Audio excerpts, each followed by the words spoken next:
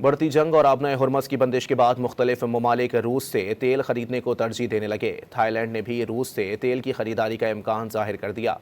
Thai वजीर खारजा के मुताबिक रूस से तेल की खरीदारी के लिए बातचीत कर रहे हैं। उन्होंने दावा किया है कि रूस ने भी थाईलैंड को तेल बेचने की रजामंदी जाहिर की है।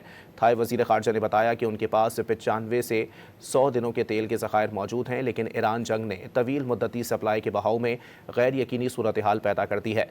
थाई हुकूमत के मुताबिक ईंधन की कीमतों में इजाफे के पेश नज़र डीजल की कीमत 33 थाई भात फी लीटर तक महदूद की कोशिश की जाने लगी।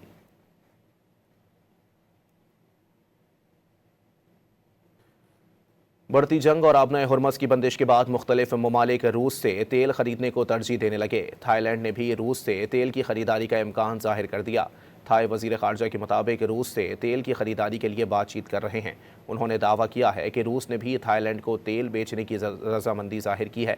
थाई वजीर खारजा ने बताया कि उनके पास 95 से 100 दिनों के तेल के ज़खायर मौजूद हैं, लेकिन ईरान जंग ने तवील मुद्दती सप्लाई के बहाव में गैर यकीनी सूरत हाल पैदा कर दी है।